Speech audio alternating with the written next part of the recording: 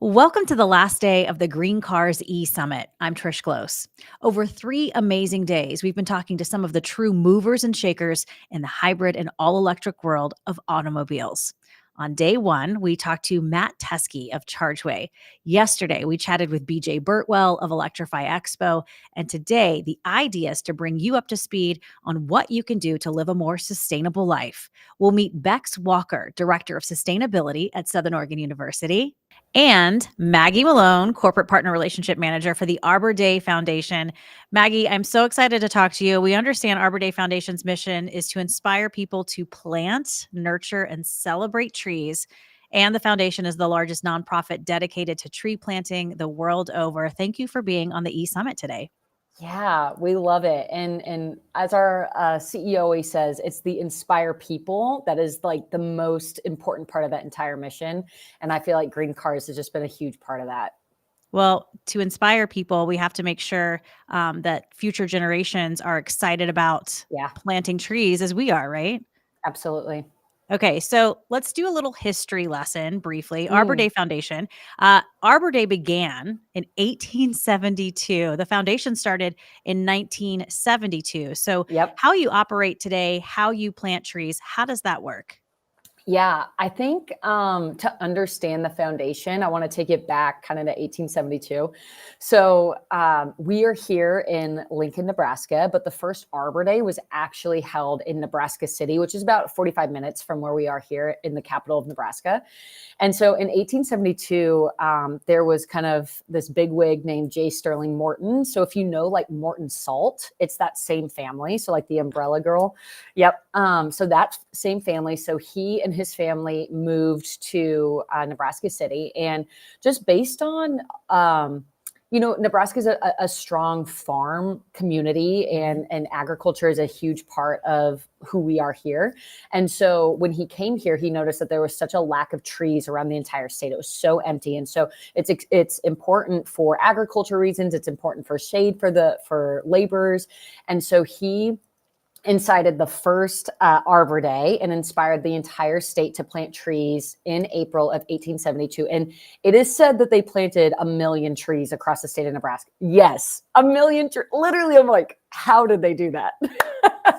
And so it's amazing that they were able to do that. And then fast forward to 1972, which was the 100th anniversary of the first Arbor Day. That is when the foundation was created. And it really was created to just continue to carry out that mission, to continue to inspire people, to continue to make sure that Arbor Day was not only in the state of Nebraska, but that could we spread that across the entire United States and then across the world. And so we've expanded in a lot of our operations. The way that the Arbor Day Foundation functions now is we have membership. So think like maybe your mom, your dad, your grandpa, your grandma who becomes a member to the Arbor Day Foundation, and they donate to the foundation. They get trees throughout the year as well, and education materials and whatnot. So that's like one way. The way that we work on my side is through corporate partnerships. And so from my side, I get to work with brands all across the world and understanding what their maybe community goals are, if they have ESG goals, if they, have tree planting goals in general. And from our side, there's kind of 3 ways that we view partners. One is obviously the corporate partner. The second is our planting partner. So those are those like boots on the ground. And so while we would love to plant the trees everywhere, there's a limited amount of Arbor Day people. So we have thousands of planting partners, so boots on the ground. And these are the people who are going to the most remote forests and in our urban communities. They're the people that let us know, hey, this is where the need is. This is why we should plant in those areas. Here's the story of those forests. And then we pair that with our last partner, which is our technology partners. And those are those entities that tell us, what is the urban heat island effect? What is the deforestation rate? What is the water runoff that we can help capture by planting these trees? So that's really the entity of what it looks like today from a corporate partner lens. Amazing. Thank you for the history lesson. That was Yes. incredible. And speaking of partnerships, this may surprise people when they think about why would someone from Arbor Day Foundation be on an eSummit with GreenCars. Well, Yeah. over the past 5 years, Arbor Day Foundation's been working with GreenCars to get people Mhm. involved in planting trees through test driving and actually purchasing hybrid and electric cars. How did this whole relationship start?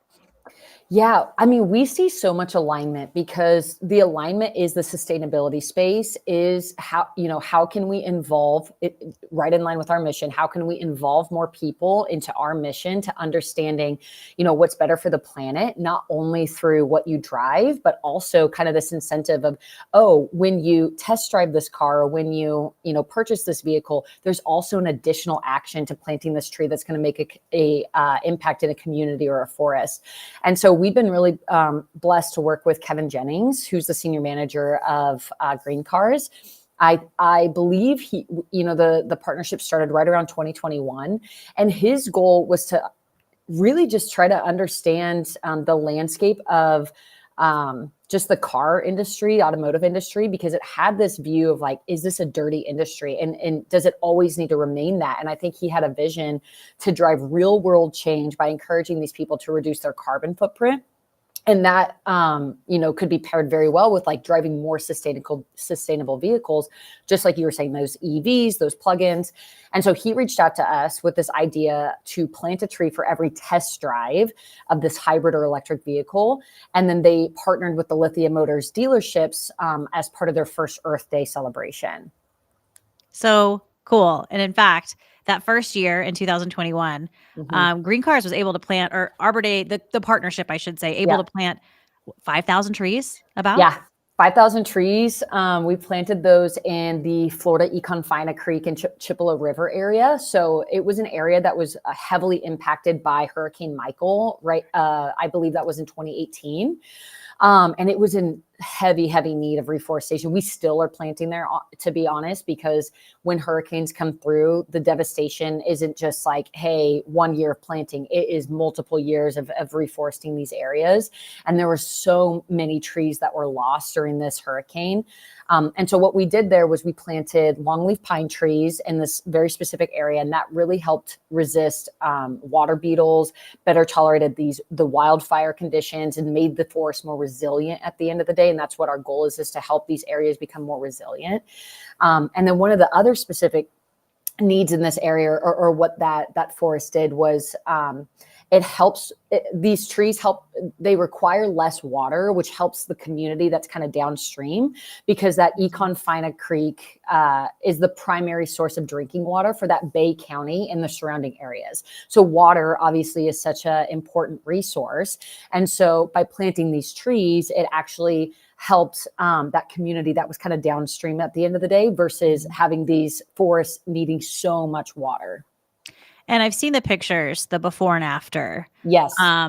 They are absolutely incredible. If you can just briefly talk about how literally, we've seen devastation. We've seen devastation from hurricanes and from wildfires. And then to see some of these areas that kind of come back to life, and just, taking a brief little detour here. What is that like for you working for Arbor Day Foundation to see these pictures and see people planting Yeah. the boots on the ground, Yeah. right? Yep. Those boots on the ground. Yeah. It's really important to see those before and afters, and maybe you guys can show them at a later time. But for us specifically, we're so close with these planting partners. And what we have found is that those individuals planting are, that's the area where they live. That's the area that they take care of.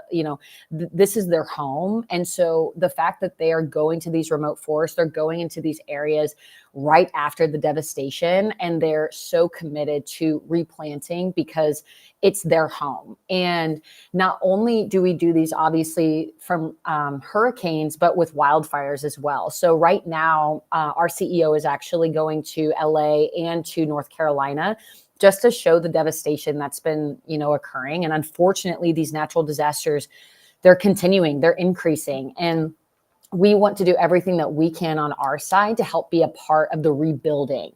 And I would say the most significant moments of my career at Arbor Day has been talking to those individuals who've been a part of a community who's lost so much, whether it's a tornado in Mississippi, or it's, the hurricanes that came through Asheville, or it's in LA that is still rebuilding and will continue to rebuild for probably over a decade. Talking to those individuals and saying, hey, you guys were one of the first organizations to come into our community, and I planted this tree on my property to be a part of this solution, to be a part of rebuilding. It means much more than we even realize, because it's such a sign of hope for them and healing. And we love when corporate funders, corporate partners are a part of that mission, especially, in those areas like LA. It's like, this is where we are. This is where we're headquartered. We live, our employees work here, and we're going to be a part of the rebuilding. And just to, again, be that sign of hope for a lot of the community. And it's fantastic. It is fantastic. That gave me goosebumps. Okay. Back on track. Thanks for that, Maggie. Sorry. No, back on track for me. That first year, we got a lot of positive reactions, as I'm sure you know. The very next year, Kevin and GreenCars team decided to continue working with Arbor Day Foundation with the goal to plant, I think it was 100,000 trees per year. So from 5,000 to 100,000. Just small goals, just a small increase. Right.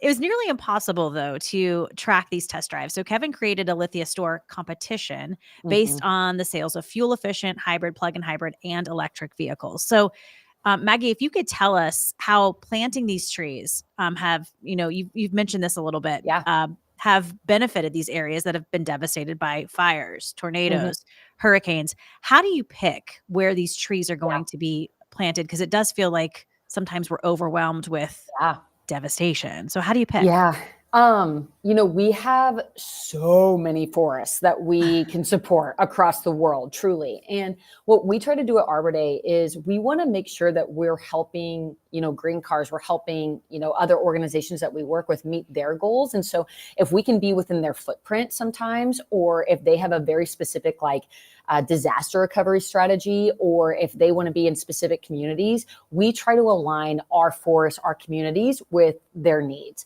And so for this partnership specifically, we were able to plant in the footprint of where Lithia Motors, Lithia Motors impact was. And so across the United States, we were able to plant in areas like Texas and in Alabama and through the UK and in Canada. So now expanding even internationally. And the way that we identify those forests is, like I talked about, our technology partners, they show us. So one of those is like using iTree and other metrics as well that show us hey, how resilient is this forest? What is the canopy loss in this forest? What is the major need of this forest? And from there, we're able to present these to GreenCars. We're able to present these to our planting partners and say, hey, does this forest make sense? We see a need here, but does it make sense to you and the story that you want to tell too? And really the story and the heart behind GreenCars was, we want to plant where our employees are. We want to plant where we're making an impact with these sustainable cars, but how can we also plant in those same areas that they will benefit from those trees that are being planted? Absolutely.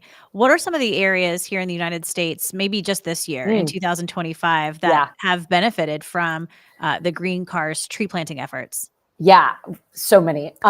We've been able to plant, and I'll try to kind of keep it brief on them too, because I do think it's so impactful to hear the stories of those forests and why we decided to plant there. So some of those, so the Wisconsin Burnett County Forest, they planted 25,000 trees. And that really was supporting a forest that was impacted by a major winter storm. And so that winter storm broke many trees. It killed a lot of the wildlife in that area. It created a ton of damage for, I believe 50% of the forest kind of snapped or lost limbs. So they needed a lot of reforestation in that area as well to help with, just the habitats that and the animals that are there as well, because it's not just, hey, we're planting trees, but there's this downstream effect too. That's the wildlife that's there, the protected animals that live there too. We want to create great habitats for them. And we want to make sure that it's a place that they can continue to live and thrive in. So that was one. The California Dixie Fire Restoration. I love this project. This is our third year in that area because it was unfortunately the largest fire, or excuse me, second largest fire that California has ever seen. And so that happened in October of 2021. We're still planting in those areas. And a lot of that for the reason is after a wildfire happens or a hurricane, it takes about a year for the cleanup process, the like figuring out where the burn scar is. And there's a lot of pre-work that has to be done before we can enter that. And so we're really in the thick of replanting that forest. I think that the burn scar was about 963,000 acres. So a lot of forest that was devastated. But again, we're planting about 25,000 trees in that area, which is incredible. Gulf Coast restoration, that's through Alabama, Florida, Georgia, Mississippi. This specifically was focused on like longleaf pines that are in that area. It's all native to that area. And we want to make sure that we continue to plant native trees because that's what's supposed to be there. And that's what will thrive there. And so really exciting just to be there, just replanting to balance like human resource needs, environmental stewardship, and focusing on this natural disaster recovery because that area unfortunately gets hit by a lot of hurricanes. And then the last one, which I am very passionate about because, living in Tornado Alley here in Nebraska, we're seeing so many more tornadoes kind of pick up. And this one was specifically in Mississippi. And in March of 2023, a F3 tornado just wreaked havoc on this community. It was horrible through eastern Mississippi. So many trees were uprooted and thrown and just completely blew up this whole entire area. And so we have, I'm assuming we're going to be there for a few years, but we have really dedicated a lot of efforts to replanting that area. And again, about 25,000 trees from GreenCars lithium motors that are going to be planted there, which makes a gigantic impact for the wildlife, for the water, and many of these protected animals that live there. Absolutely. I don't think a lot of people don't think about that. It's not just planting a tree. No. You're creating a home, a habitat for so many animals, insects, mushrooms, all the things, right? All of it. Yeah. And all of that is important. Like it's always this like ripple effect, right? Mm-hmm. Like, yes, we're planting this tree, but like it helps the people that lives there. It cleans the air that the people around that area, it helps clean water. That specific forest in Mississippi has a lot of bald eagles, which is like amazing. We want to make sure that we continue to keep these habitats for them. Like we don't want them to die off because we're not doing our job. And so we love engaging in this work. We're thankful that GreenCars chose these projects. I think that they're really powerful stories and they impact not just the wildlife, but the people too. Hugely impactful. Let's talk about numbers. How many total trees? This is going to blow some people away. Yeah. How many total trees did Arbor Day Foundation plant last year? Okay, last year as a foundation, I just got the numbers because I was like, I need to double check on this. Because I was like, I don't know about this. And they said that we planted right over 36 million trees as a foundation. What? Yes, 36 million. And I was like, there's no way. And they're like, yeah, big numbers. Like I said, we're really grateful to our corporate partners.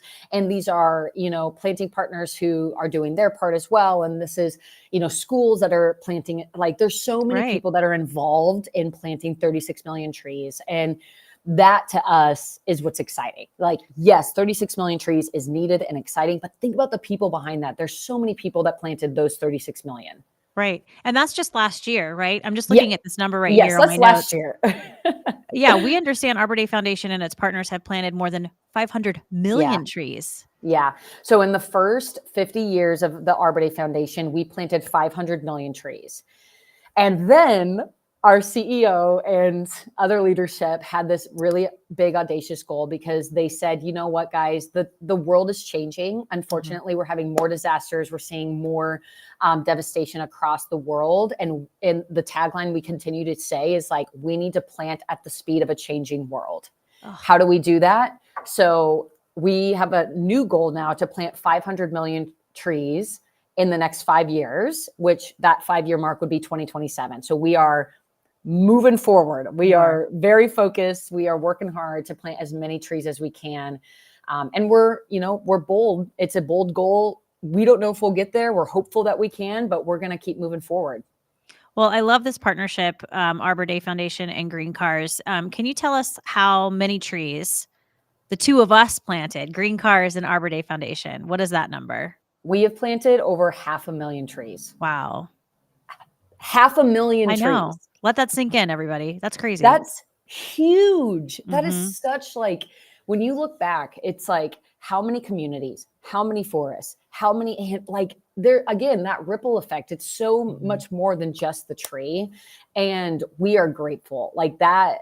And what I have personally seen with GreenCars is that we just continued to like scale up, which is impressive. And not every corporate partner, not every organization thinks that way. But I love how GreenCars is like, how can we do more?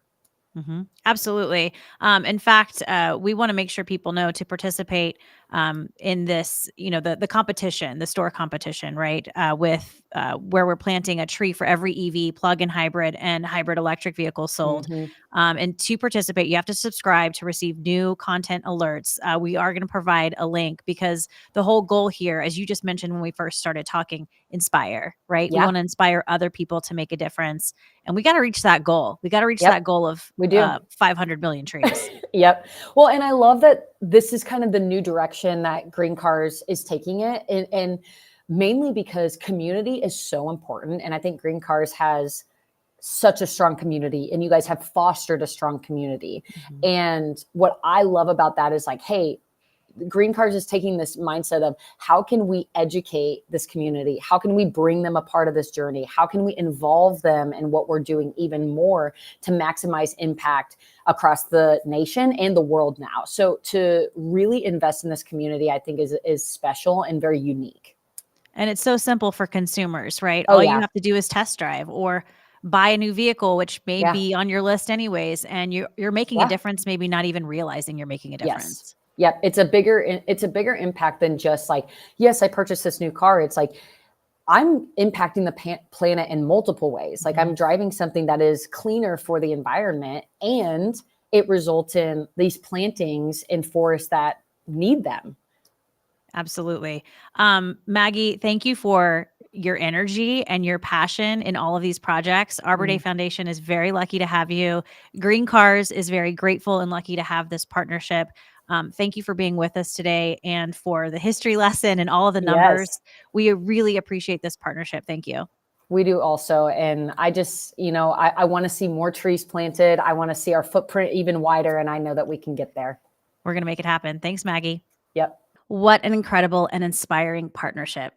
Our next guest today is Becs Walker, Director of Sustainability for the campus at Southern Oregon University and Operations Director for the Institute for Applied Sustainability, also at SOU. Becs moved to the US from Scotland in 2019 after working for 15 years at the Scottish Environment Protection Agency. As head of waste and resources, Becs managed 5 national teams responsible for implementing European, United Kingdom, and Scottish legislation. She was hired by SOU in Ashland, Oregon back in 2019 to push the boundaries on what is possible in the world of waste recycling and sustainability in many forms, using the university as a test bed for new ideas. Since then, she's worked to make SOU a place where sustainability is seen throughout the campus in many ways.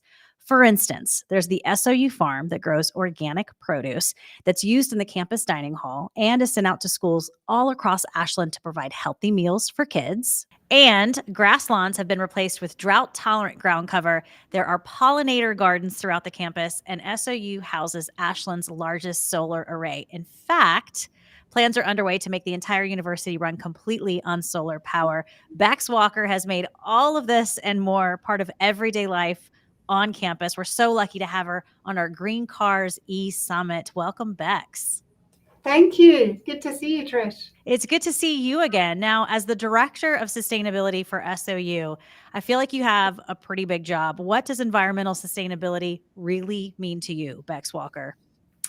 For me, environmental sustainability, it's about creating those systems, those strategies that enable both people and planet to thrive now and into the future. So we think about what we're doing now and is it smarter? Is it a better way of doing things? But also, does it help us in the future?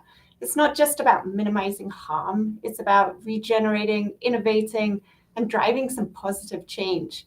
It's a mindset. It could also be seen as a responsibility, but it's something that requires us to look beyond just complying with regulations and risk management, but embedding something into how we do business, how we operate, how we actually make decisions and define success. So creating value while addressing challenges that we're facing, such as climate change, biodiversity loss, and resource scarcity. It means collaborating, definitely collaborating across sectors, collaborating with on campus here with different departments, and pushing for solutions that are bold and achievable, thinking differently. Hands down, best definition of sustainability I've ever heard. I love the idea. It's about making things easier, about making life easier. I love that. SOU is like a small town, right, within the city of Ashland. I know you'll agree with me there. You have made so many aspects of how the campus works truly sustainable. I just gave so many examples. You reduce waste, you make space for pollinator gardens, conserving water, adding biodiversity. It really is incredible, an incredible thing to witness when you're walking along campus. How do you make sustainability part of all the programs on campus? Because I know that's a big job, specifically the Student Green Fund.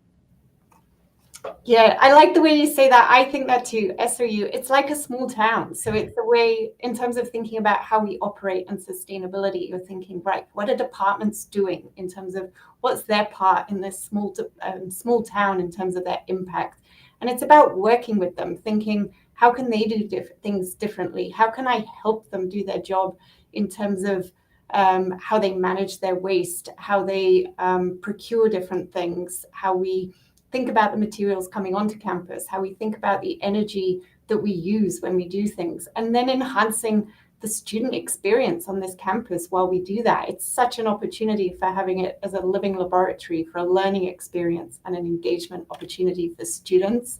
The Student Green Fund, that was a great thing to help us enhance sustainability on campus. Back in 2013, the students voted to add a fee onto their tuition fee so that it could go into a sustainability fund. And since then, it has funded different projects on campus, from stormwater bioswales to capture water through when storms are happening, eliminate single use in our recreation center, and also fund some of the solar that we have on campus. And then we've entered into power purchase agreements with the student body so that it replenishes their green fund in terms of the energy that's generated. So students, while they're here, they're actually having an impact and leaving a lasting legacy for sustainability on campus. It's incredible. Do you think that's part of it? I know for a lot of us, sustainability isn't something that comes naturally, right? We have to think about it. It's something maybe that we have to think about on a day-to-day basis. For these students, though, it's something like you just mentioned. It's going to be part of their legacy. They're carrying it out, not only at SOU, but when they graduate, when they go out into the real world, right? Mm-hmm. It's not something that's naturally thought about. We see things every day that aren't sustainable, so that becomes the norm. From we went through campaigns in the 80s and 90s that around litter, and so we had to really change the way we thought about things. So it's very similar. As you start to do something unsustainable, it becomes the norm, like single use and the convenience it has to us for plastic cutlery and pots and things like that we use one time. They've been through a factory, they've taken time to manufacture, and we literally use them for seconds, then discard them, and then they have a lasting impact. But that just became normal for our convenience. So we don't necessarily always challenge it. But when we do think about doing things differently and linking financial sustainability with environmental sustainability, it just seems a smarter thing to do. It's looking after our planet, which enables us to thrive while looking after our kind of cost savings as well. When I was on campus, you probably remember this, the last time we chatted, I just was walking around wide-eyed saying, "Oh, that's so cool. Oh, that's so cool." I noticed a solar-powered dock to recharge phones, tablets, laptops. It also acts as this great place to get out of the sun. And I've heard that idea specifically was from the Student Green Fund project, which is super cool. So, Bex, tell us what SOU is doing in regard to energy management and resilience. Absolutely. We've got a long history of solar on campus. We started in 2000 with our first rooftop array, and we now have 11 solar arrays on campus, producing about 15% of our daytime electricity use. And so it's generating 14-15% of our use, which is really exciting because we have an ambition to generate 100% of our daytime electricity use on campus with installations on campus. And this would be rooftop solar arrays and parking lot solar arrays. We have secured funding and we have a few more going in this year. And we're looking at where else we can put rooftop solar and parking lot canopies with solar on top. But we're also thinking about energy resilience and community resilience. So we're adding battery storage to some so that we can use them in the event of an emergency, have an electrical supply. For instance, we have a battery going in June at our dining hall so that in the event of an emergency and power outage, we can go down to the basic requirements and carry on producing food. And we have an emergency management agreement with the city of Ashland where we're located and the Ashland School District. So being able to provide these services in the event of an emergency is quite important to us as members of the community. We're also thinking about more innovative projects of bidirectional charging where vehicles can link up to a building and charge it and keep it going in the event of a power outage. So we're looking to see if we can have bidirectional fleet vehicles and then we have building with the equipment on it so that it can receive the bidirectional vehicle and then we charge them off grid through solar. So it's a fully kind of sustainable off grid in the event of an emergency way to keep the power going. And this would be super innovative and I'd love the students to get involved if we were to secure funding for this project. I know some people at GreenCars. I'm just kidding. No, I was going to say, what a great example, though. Let's say you do secure funding, this project starts, get some legs underneath it. What a great example, not only for other communities, but other school campuses. Absolutely. It was so innovative that it could be replicated in other towns, in other communities, on other campuses as a way to keep buildings going in the event of a power outage, in the event of an emergency. And also bidirectional charging can be used for grid stabilization as well. Well, and we've seen so many, unfortunately, natural disasters and emergencies across just our country in the last several months. So we know they're not necessarily going to go away. So what a brilliant idea to put something in the works now to just help us out when so many people are at their most vulnerable. And this really leads me to the next question. You touched on this just a little bit, but SOU has an emergency management center in place, correct? That this would really help the entire city in case of an emergency, as you were mentioning. So let's talk a little bit about the Institute for Applied Sustainability that builds on everything you're doing. This is a pretty exciting development. Back in September 2022, we were lucky to receive a huge donation from Lithium Driveway and GreenCars, and we've been able to establish an institute bringing together faculty, staff, and students addressing sustainability and build on that donation and leveraging further funding. We're running programs through that where we're seeing faculty and staff working together. For instance, myself as the Director of Sustainability, I manage from the operational side, but then I work closely with faculty involved in sustainability. We're writing grants together. We're looking at projects for students, and this is all within the housing of the Institute for Applied Sustainability. We're running a faculty fellows program there where they apply for funding for research ideas that they have to further sustainability on campus and the region and have a regional impact. We're building sustainability in the curriculum. And then the work that I've been doing around EV charging, solar, and electric fleet vehicles on campus, I'm able to work with students and faculty and look at projects that they can do. It's an exciting place where, bringing people together, because that's how we're going to kind of boost sustainability on campus. Absolutely. And then let's get back to the solar power a little bit. Besides putting solar arrays on top of buildings on campus, you've also created solar arrays on top of campus parking lots as well.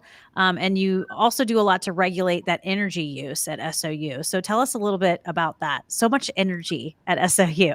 Yeah, our focus is energy and being sustainable around energy. So yeah, we have the rooftop solar arrays. We're looking to build our first parking lot array towards the end of this year to start that building. And it's really important. So the parking lot solar arrays is interesting because rather than just putting on a roof where it does cost less, you're having to build a structure of canopies. But in increasing temperatures in the city of Ashland, this comes with multiple benefits. It provides shading for the vehicles. It reduces that kind of heat island effect from having all the concrete. And there's one other idea that I do want to explore further, which is rainwater harvesting from that solar. Could you capture it and then use it for irrigation and keep that cycle kind of a closed loop? So that's pretty exciting to do that. But we're generating this energy, and you hinted on our energy management. That is just as important. We have to conserve and be more efficient because there's no point just trying to generate more and more and use and consume if you're not thinking more smartly about how you are actually going to use it. So we have every building for its electrical use on Energy Star, which is a program that monitors the efficiency of each building. And that helps us identify opportunities to increase its efficiency, whether it's from its heating, ventilation and chilling system, or if it's from the lighting that it's using, what is making it less efficient. Incredible. I just feel like you have this big notebook just of ideas, Becs ideas of sustainability, and you come to work and you're just like, guys, what if we do this? Is that true? It's exciting, but it's working together as well. I like having ideas and seeing where they can go. I also like problem solving and looking at solutions and looking at what we need to do on campus. But most of all, I like working with the students. I like working with other staff and faculties to kind of drive forward those ideas and make those ideas better. It's different perspectives, right? Different perspectives that actually can strengthen a very kind of idea that's just in its embryonic form, and that's what you need. Lots of different perspectives coming in to make it the strongest idea possible. Perspectives, real. Yeah, perspectives, opinions, feedback, right? All of those things together, working together. Do you, in your knowledge, are there any other college, university campuses across the country that are this, I guess, progressive when it comes to sustainability? Yeah, we're lucky to be surrounded by a number of other colleges and universities pushing boundaries here. There's a rating system where you report on your sustainability within every 3 years, and then you have a rating, whether it's bronze, silver, gold, or platinum.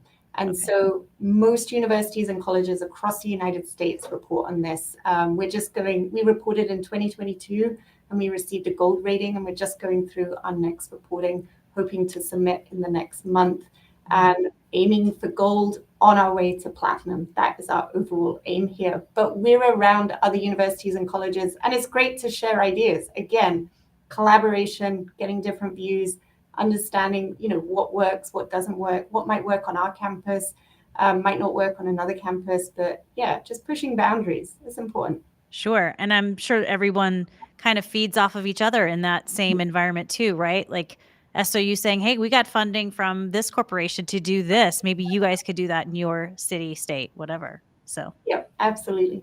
And one last thing before I let you go. While there are so many projects on SOU that are very tangible, right? You can see them, you can plug your phone into them. We have to just give some love to the garden because it's incredible. It's so beautiful. It's this part of campus where the views are stunning and gorgeous. The food from this organic garden goes to the dining halls. It goes to feed kids across Ashland. It's just a beautiful project that, not to be silly, but it just keeps growing, right? Yeah, it does. There's lots of ideas around the farm to expand it, to look at what we're doing down there, the way it's, growing the food, supplying to the school district, into dining. And we're excited about the projects going on down there as well. Well, I am so blown away by all of the things happening at SOU, all the things you've managed to accomplish in terms of not only sustainability, but really, let's think about it, giving back to the community, right? And it's, I just picture SOU just sort of buzzing. You guys are buzzing with energy, with sustainability, and we certainly are lucky to have you at Southern Oregon University, Becs Walker. Thanks for being here. Thank you for having me. You can check out both interviews with Becs Walker and Maggie Malone. They'll be available for viewing on our YouTube. And that wraps up the GreenCars eSummit. Thanks for watching, everyone. We hope to see you at the next Electrify Expo near you. I'm Trish Close. Don't forget, when it comes to EVs, stay informed, stay